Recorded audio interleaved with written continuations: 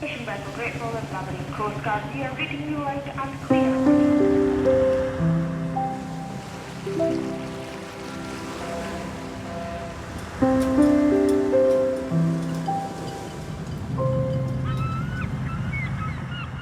Ahoy there, and welcome to Sea Views, where we talk about the big issues in maritime. It's a really sad fact that we lose one seafarer every day.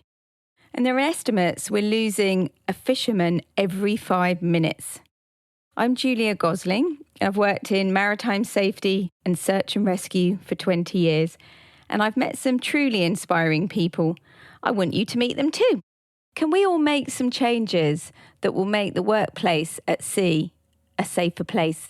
Today is Adam Parnell from CHIRP Maritime. Welcome, Adam. I'm very pleased to have you with me today. Thank you. I'm very pleased to be here. Before we pitch in with some questions about what you do at CHIRP Maritime, I'd really like you to tell me a little bit more about what you do and your background and how you got to be doing what you're doing now at CHIRP Maritime.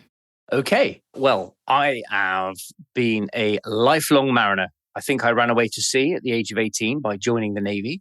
And then 26 years later, I moved ashore permanently to become a harbour master on the UK South Coast in a few ports.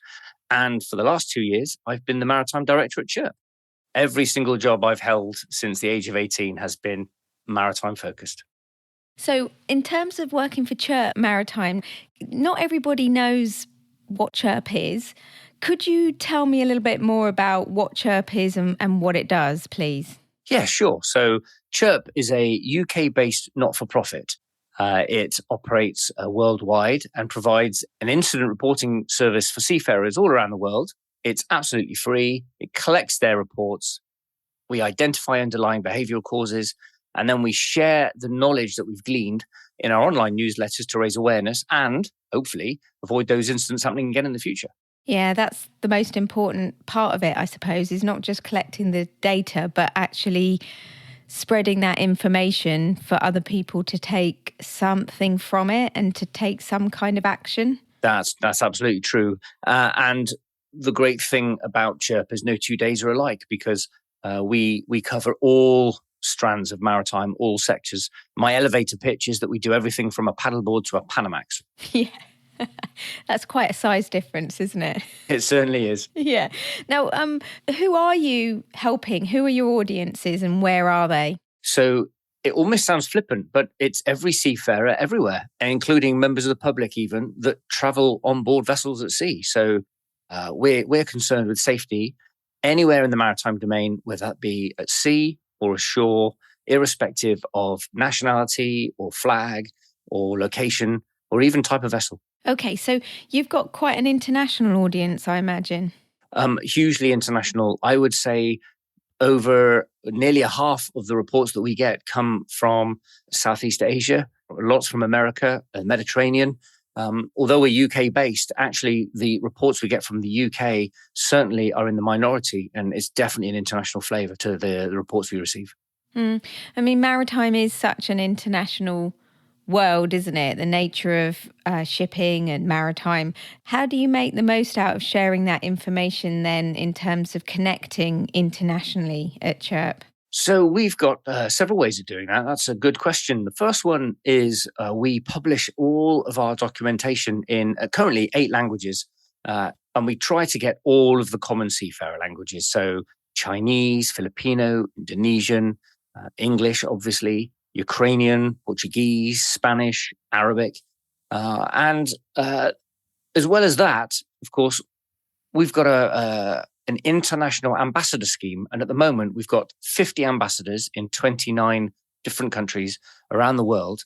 And their job is to advocate for CHIRP and to encourage people to send us reports.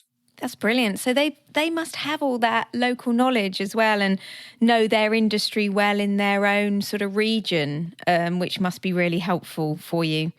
It absolutely is. And it really brings in a cultural nuance that we just wouldn't have on our own. But the great thing is, as you've said, they know their local professional networks. They know what's going on in those areas. They can be really active in getting people to talk to us and to pass their safety concerns up to CHIRP. Yeah, that's the key thing, I suppose, for you is to really get the message out there that you want people to report to you, don't you? You want that information to come into you. Oh, we do. We collect everything from near misses through to serious incidents. The only things we do less of are the very serious incidents, the ones that you probably read about or hear about on the news where there's been a large-scale disaster. The ones that the national agencies will probably step into and look at. And that's not because we want to shy away from it, but it's because we're here to complement, not compete with other reporting programs. And so national reporting programs, so in the UK, if it's the MCA, or in America, if it's the NTSB, we are separate to those bodies. We're not an alternative. We're a complementary service, if you like. And so if it's a really serious incident, quite rightly, they should be investigated by those national bodies who have the much more capacity and skills in their country than we do. And more importantly, teeth. But of course, they're quite regulatory, and sometimes they are coming at it with, if you like, their official hat on. We're very much a voluntary reporting service, and we are trying to nudge people into better safety cultures, better safety practices by raising awareness. And so our role is very much at the softer end. We're not at the regulatory end. We're not a regulator. We're not even an authority. We are literally there raising awareness, pointing out where things could go wrong and suggesting best practice. That's really interesting, I think, to understand where you're coming from there with the two different roles, because there is a legal responsibility, isn't there, to report. But people do say that there's a whole pyramid of accidents and deaths and injuries and near misses, and that really probably only those top ones at the severe and sort of awful fatality stage would be getting reported there, whereas you're hopefully collecting a bigger body of evidence, aren't you, with the reports that you take? That's certainly our aim. And of course, what we want people to do is to learn from the less serious, or hopefully not even an incident at all. We want people to learn from it's bad enough when one incident occurs, but if it happens over and over again, then that's the real tragedy. So we want people to learn at the, as you say, the base of that pyramid, those less important or the less significant incidents or accidents, such that we can hopefully stop the more serious incidents ever occurring. So in terms of people who are reporting, they are potentially reporting something that they could see which could be dangerous or could be a hazard or could cause an incident. So they aren't necessarily always reporting an incident that's actually happened. Is that right? Oh, that's right. So I'll give you a simple example. We could have a pilot reporting a poorly rigged ladder that they didn't climb, and so they didn't fall off of, but they're just saying, hey, there are issues with the way pilot ladders are rigged. We've had people reporting issues with poor or missing PPE or inappropriate PPE, or the more esoteric, less serious incidents. And the idea being, of course, that we can learn from those, point out, if you like, that the emperor's wearing no clothes before somebody gets hurt. Yeah. Okay. So I suppose some people would say, it would feel uncomfortable about potentially being a whistleblower. You could have worry about repercussions with your employer and so forth, and the company you work for, etc. How can you reassure anyone that's reporting to you about that concern? No, well, the first thing I want to point out, Julia, is we're not a whistleblowing service. So whistleblowers ordinarily, they get named, they get identified, they go public. And actually, we do completely the reverse. So CHIRP itself stands for Confidential Human Factors Incident Reporting Program. And that C, the confidentiality part, is really, really important to us. So when somebody comes to us with a concern or with a report, although we might know their name and contact details initially, we only hold on to that identifying information long enough to collect any extra information we might need from them. And the minute we've got that, we actually delete that from all of our records and out of our database. And once that's gone, of course, we can't then identify the person. More importantly, whenever we go public with a report in one of our feedback newsletters, we never name or shame. We never identify the people, the places, the ports, the vessel. So if we had a particular vessel where the first mate got injured going through, let's say, I don't know, the Panama Canal, that on a bulk carrier, that gets turned into a large vessel was transiting a canal where a senior officer got hurt. So you can't identify who or where or when. And I think that's really important because unfortunately, lots of incident reporting systems, and there are many out there, they always want to look at the who got something wrong rather than the why did it go wrong. And that's a really important nuance. So we look at the why. We're not really interested in the who. So we're not out there with finger pointing.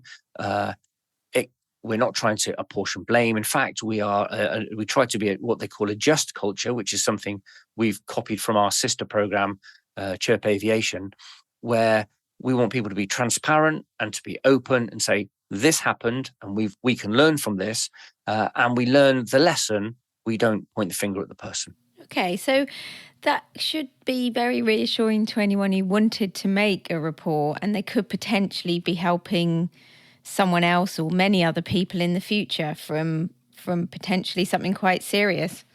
Absolutely. We've had people come to us. Well, I tell you what, we've been going 20 years and we've never, to our certain knowledge, had a breach of somebody's identification, have been identified. We've never had a breach where in 20 years where somebody's name or address or any identifying details about the reporter has been compromised, has been revealed.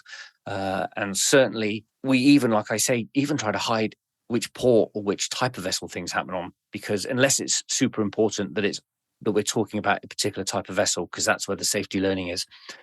So they can be really reassured from that.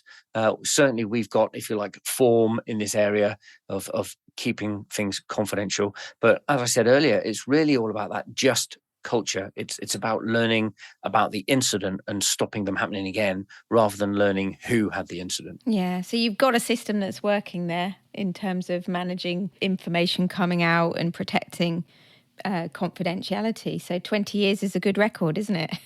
It certainly is. Yeah. Now, and got a lot of questions for you.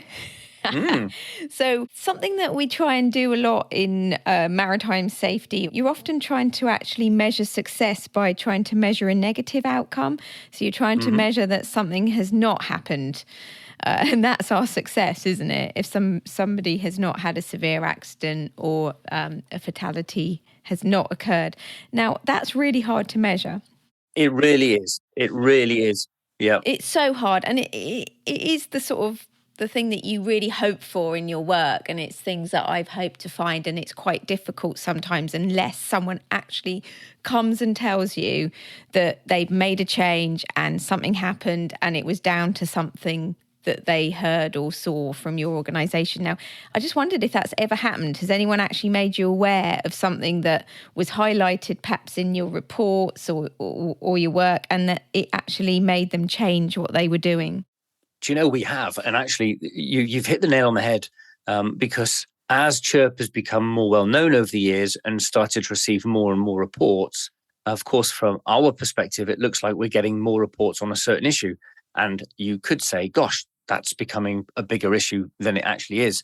But it might just be that you've got more people reporting about that issue. Yes.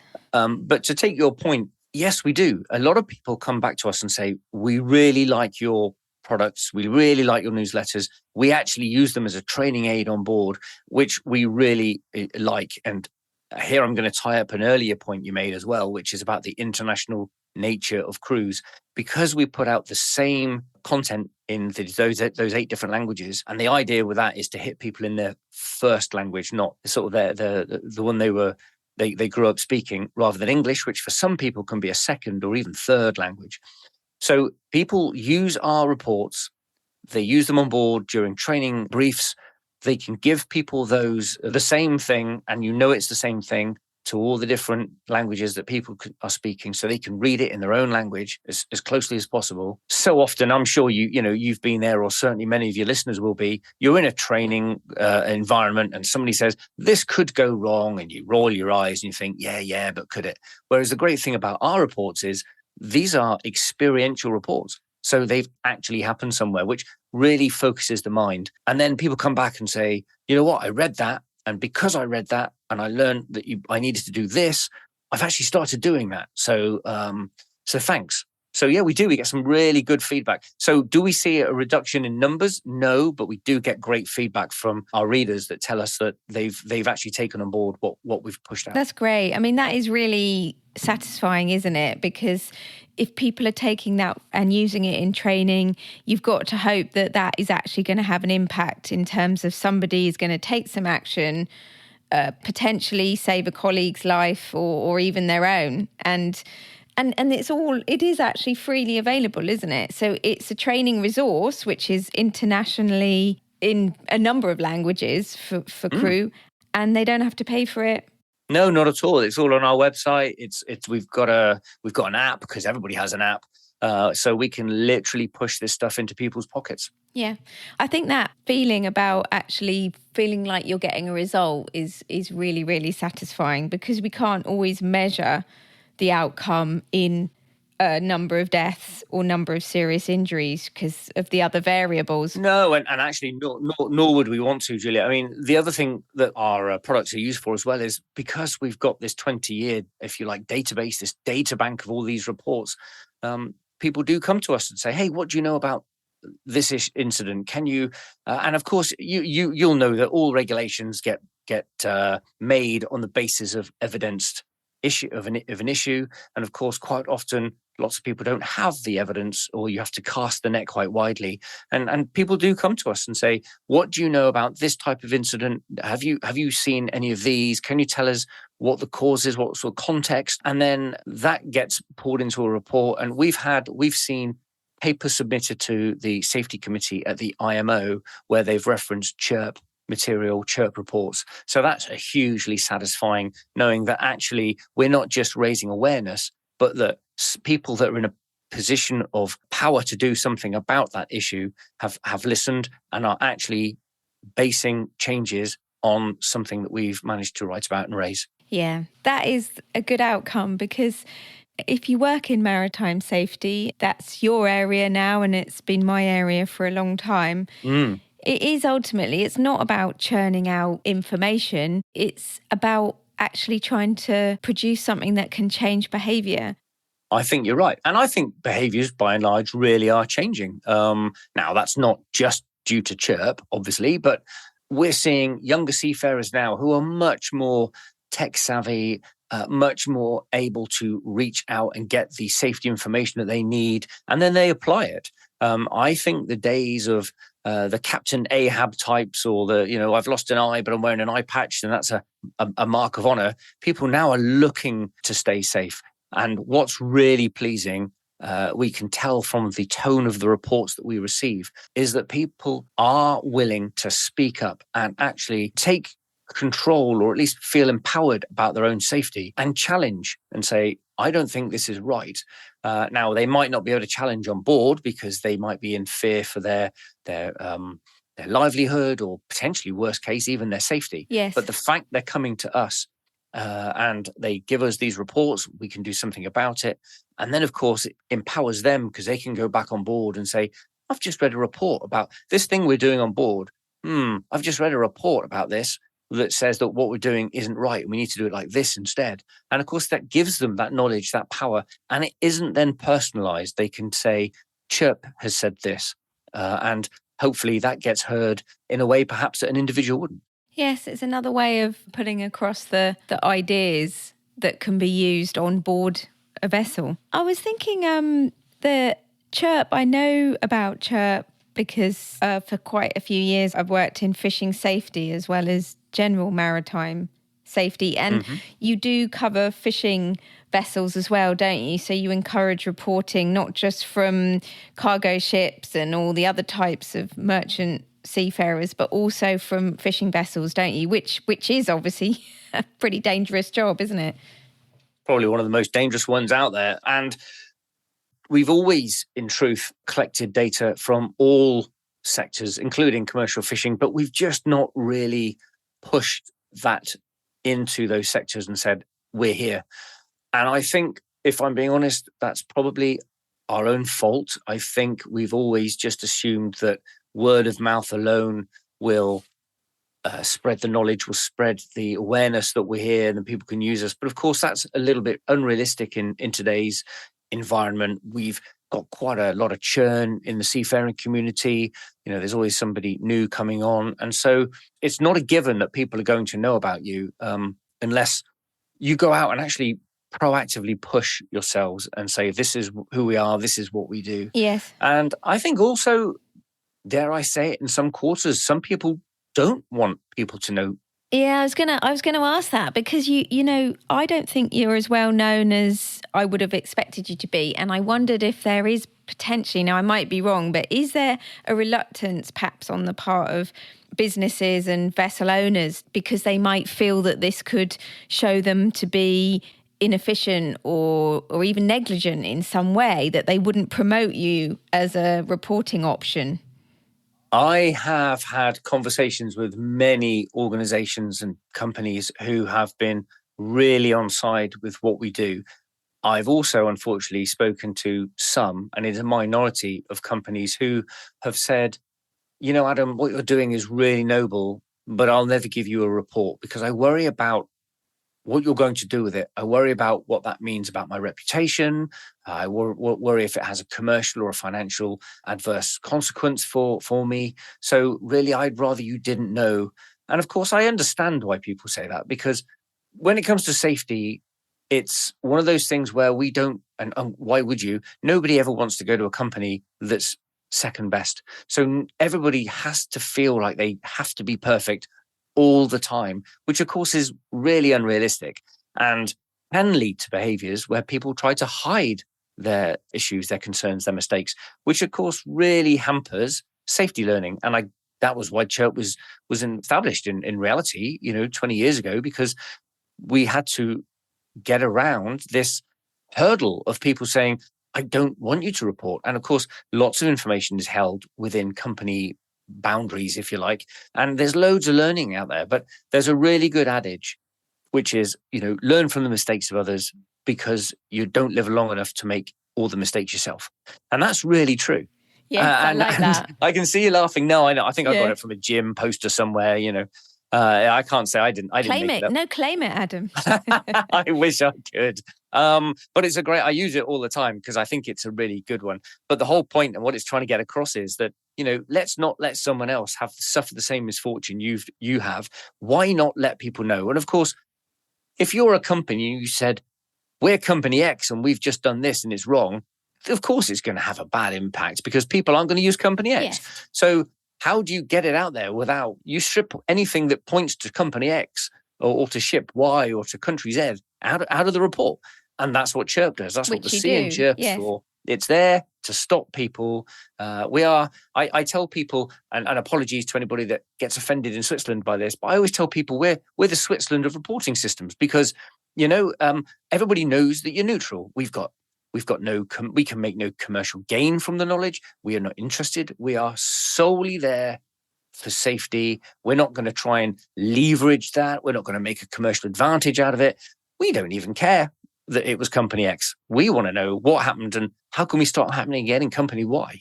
Yes, and those repercussions are not there. The repercussions are about learning. But I think a lot of people now, and certainly I'm detecting a more of an appetite for people to give us that information. That makes me want to go back to the point you made earlier about attitudes to risk. And you started on this point. Do you think that as younger seafarers come through, do you think that there is a lower appetite for risk now amongst seafarers than there used to be? Because perhaps they're not willing to accept a level of risk that they might have done 20, 30 years ago. Do you think that's the case? Is there any evidence for that? I can't evidence it with hard facts and figures, but anecdotally and sort of it feels like that. But I suspect that's because risk appetites across the entirety of society have actually reduced. We just don't take the risks we used to. We've got used to putting on harnesses before we go aloft. We've got used to things like permits to work. We don't let people. I don't know. We don't let them near a ladder, Adam. Well, I know, but we don't let people smoke when they're refueling ships, which is I remember seeing somebody do back in the early 90s. So there's an awful lot of stuff, I think, that has come on. And so I don't want any of your listeners to think that that safety is a lost cause. I think it's improving all the time. I think, but as a result of that, risk appetites have gone down quite rightly, and therefore people are more alive to, and quite rightly they're interested in looking after themselves. The issue comes when people are placed in a situation where they're not empowered, where they feel that they can't raise a concern because they think they're going to get landed or they're going to get sacked or they're not going to get rehired. And so some people do the put up and shut up because they feel they have no choice. Then that stops them using their own internal reporting system. So the company won't learn. And that's really, and we didn't talk about this enough earlier, that's what CHIRP is there for. CHIRP is that safety net outside of those other reporting systems. And we always say, if you can, we really encourage you to use your internal reporting system so your company learns this, because it would be great if it's learned internally as well as us disseminating that learning more widely. Because I don't think people can wait for CHIRP to lean in and make a behavioral change of a company from the outside. We can certainly point out where things are going wrong without mentioning any companies, any names. But at the same time, the best people to learn about that incident that happened within an organization is that organization itself.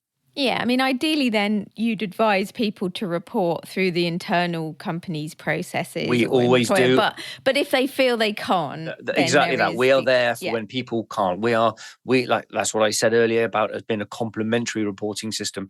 And certainly if it's something serious, we always say, you need to report this.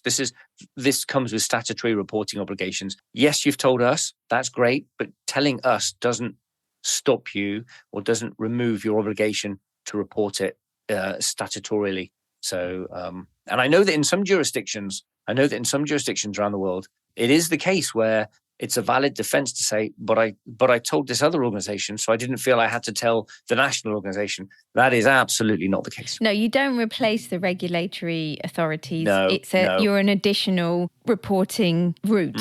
Yeah. Now, I don't want you to have to go through any really awful details, but I was just wondering about, well, I know you get thousands of reports, but is there any reports that have really kept you up at night that have been quite worrying? I just wondered if there was anything that, that's at the more extreme level that you've dealt with. We're quite lucky. A lot of the reports we get have happened. And if as an incident it's occurred and it's in the past, it's the ones that are ongoing that really concern us. So I'll give you one quick example without boring anybody. We had a case of, and this is a very extreme example, which I think answers your question, which is a seafarer's family contacted us to say, basically, I think my father's been taken hostage on board his vessel because he raised safety concerns.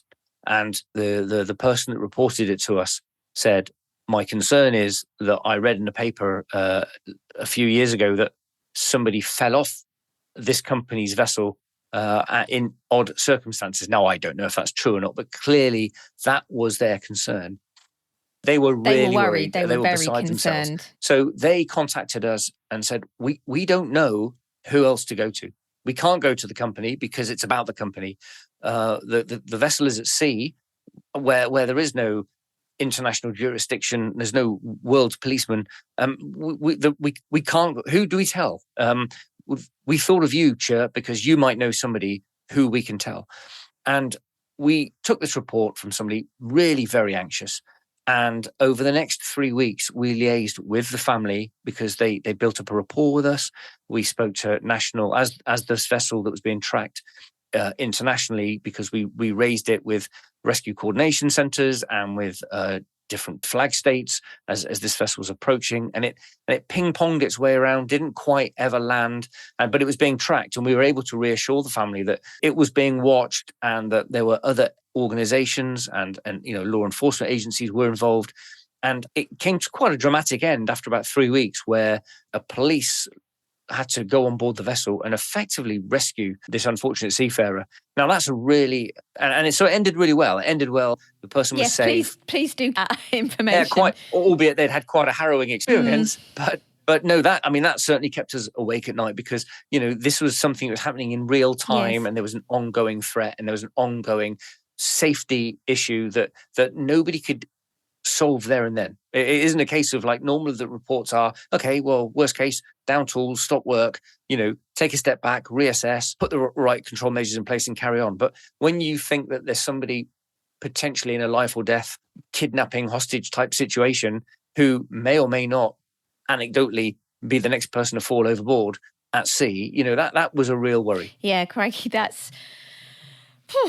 Well, that had a good outcome in the end, but you connected with you can connect with the right people. Even though you're not a regulatory body or a charity, in that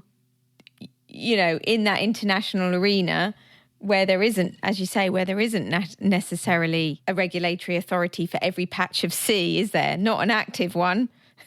No, when you're on the high seas, that's a lot of the regulations and enforcement regulations occur in national waters. So, when a vessel is on the high seas in international waters, it's actually, it's out there and beyond the reach of any one national jurisdiction. And certainly, yeah, it can lead to some interesting conundrums. But you're right. The point you make, we have a huge, to use an old-fashioned phrase, a large Rolodex of contacts that we can call up and say, look, we've had the incident. We think you as a flag state, or we think you as a P&I club, or you as a classification society, we think you should be aware of this type of issue. And again, we don't name names, we're not naming and shaming, but we do help people and raise issues and raise that awareness, and hopefully things get done about it. Yeah. So, Adam, I've asked you a lot of questions about CHIRP's work and what they're doing for seafarers around the world. I'm quite interested in knowing a bit more about how you got into this. So you did mention a little bit about your background, but what made you want to work in maritime safety? And I can see that you throw yourself into this. You've got a passion for it. I love it. I think the flippant answer is that as a seafarer, you live and breathe safety because you're always trying to look after the crew, the vessel, keep on track operationally. And so I guess, risk assessing all my life. More importantly, I have had an amazing career where I've done lots of stuff at sea and I've done lots of stuff ashore, all in the maritime domain. And I've seen it from all these different perspectives. And I just thought, gosh, there's something here that should draw all this together. And then I found out about CHIRP, and I used to follow CHIRP quite avidly, and I loved the stuff they did. And then this role came up, and this might make you laugh or you might shake your head. At the time, I was in charge of a number of ports. The day I was being interviewed, and of course it was during COVID or just post-COVID, and therefore everything was done over teleconference. Yes, it was a strange world for us back then, although it feels was normal now. And when I had to have my interview, of course, you switch it on and I'm starting to talk to the interviewers. And in the corner whispered into my ear is, we've just found some unexploded ordnance on the quay. So during my own job interview about safety, I'm actually quite surprised they didn't think it was some form of, I'd planted this for effect. But I was trying to have an interview going, I really need to go now because I think somebody's just found a bomb on the quayside. And so it's the best excuse, Adam, to leave a job interview, I've got to tell you. Well, no, luckily we're just wrapping up at that point. So, and clearly, that must have been the bit that got me the job. But I think the thing about safety and what really fascinates me is the range, the span, the scope, the spectrum, whatever you want to call it, of safety. Safety is everywhere. And that's what makes the job really interesting because no 2 days are the same. No 2 reports are the same. We learn so much just even looking into the incidents. It really, my knowledge base has gone through the roof since I've taken this job. But what made me take it up was that I think CHIRP has a I mean, like I said, now 20 years. It's 20 years of helping people stay safe at sea. And I can't think of a more noble, a more satisfying role than to think that in some small way, and sometimes in large ways, but each day you think, do you know what? I've just moved that marble. I've just rolled it a little bit further along the road of safety.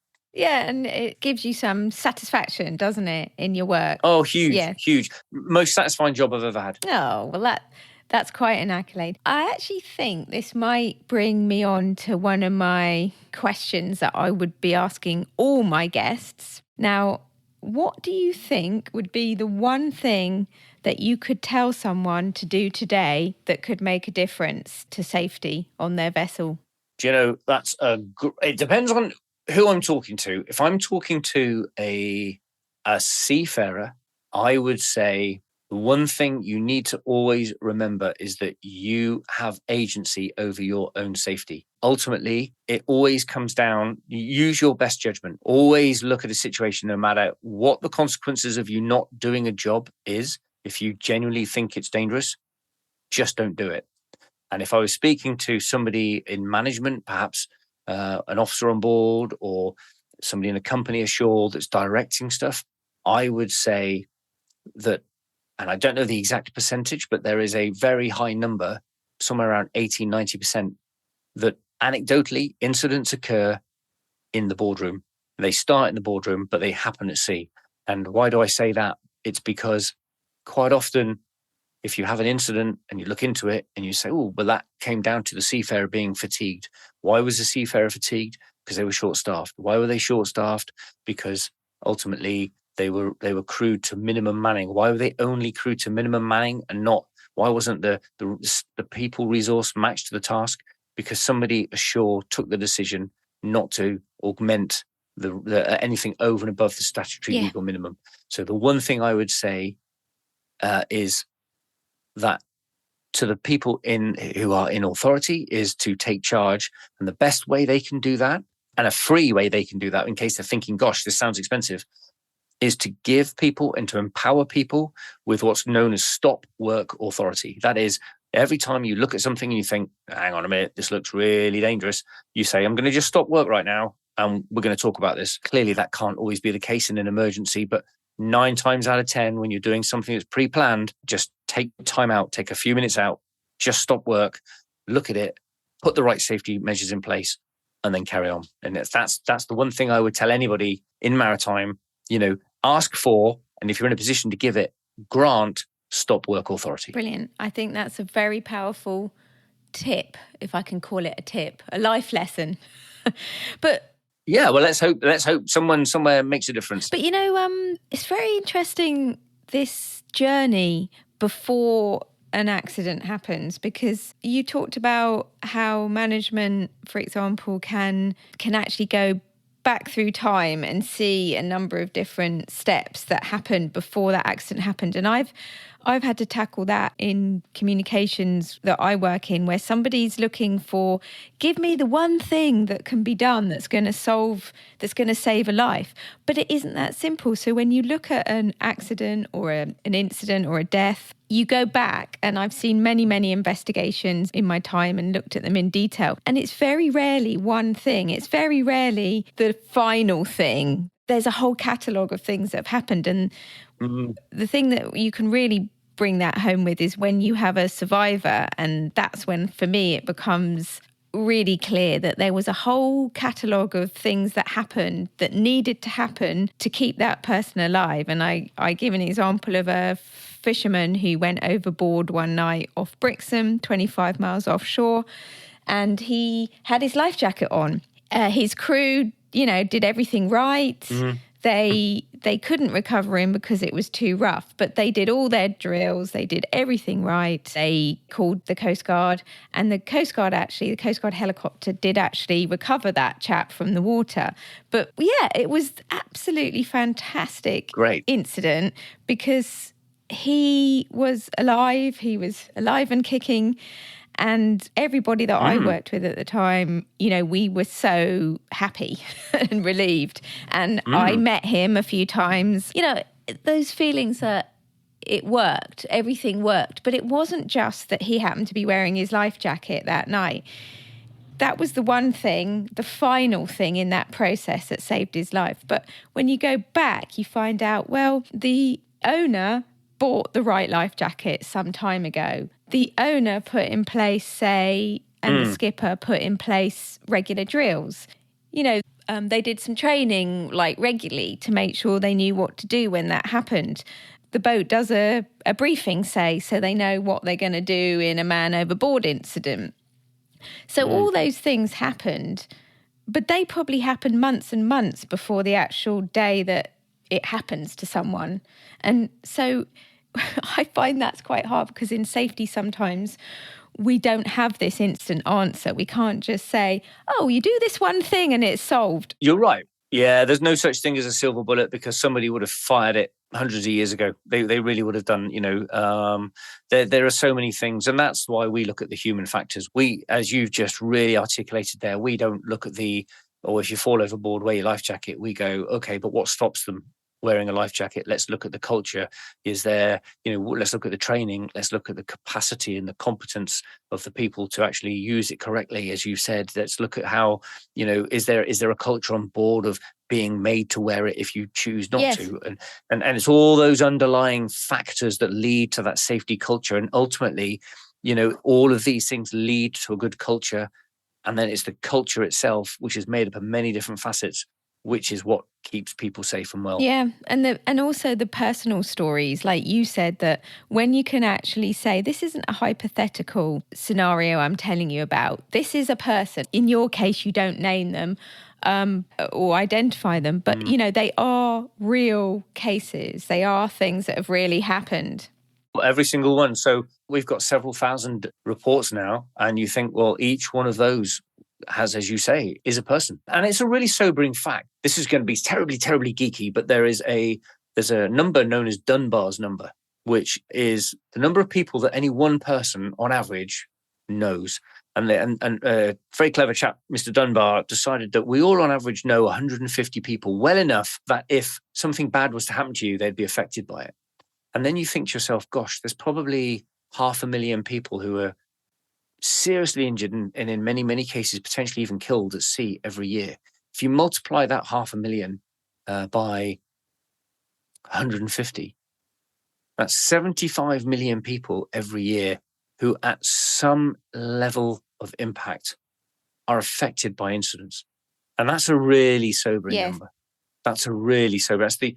And because it might just be that it was a friend of a friend, or it might be that it was your son or daughter. It doesn't matter. But someone will know someone in the maritime domain this year to which something bad has happened to, and that's really sobering when you start putting it in that type of terminology and those sort of scale. That ought to be the wake up call. Yeah, that for me, I have dealt with a lot of different incidents with a fatality and with that outcome, which is not good. But for me, it's always been the survivors that have stayed with me more so. And then understanding why it happened, because I don't really believe in luck. People say they're lucky, but when you actually trace back, you go, well, you took these steps and this is the good outcome that happened. You make your own luck. Yeah, absolutely. Yeah, It is. Okay, well, Adam, I have really, really enjoyed talking to you. Thank you so much. And I think we've all got a better idea about what CHIRP does and what you're trying to do and the work that you're doing for seafarers. I do want to just make sure that anyone listening would know how to report. What's the easiest way to report? Thank you.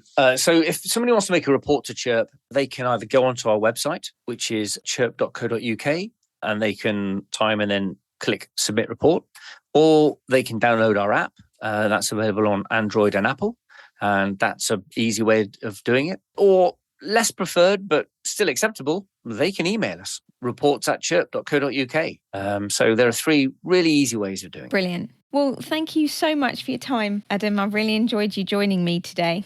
Thanks very much. I think this is the end of our watch. Oh, I'm looking forward to it. Should we go down below and have a cup of tea? Yeah, I'm going to ring the bell now. Okay. Fishing vessel Great Falls, Aberdeen Coast Guard, we are reading you out and clear.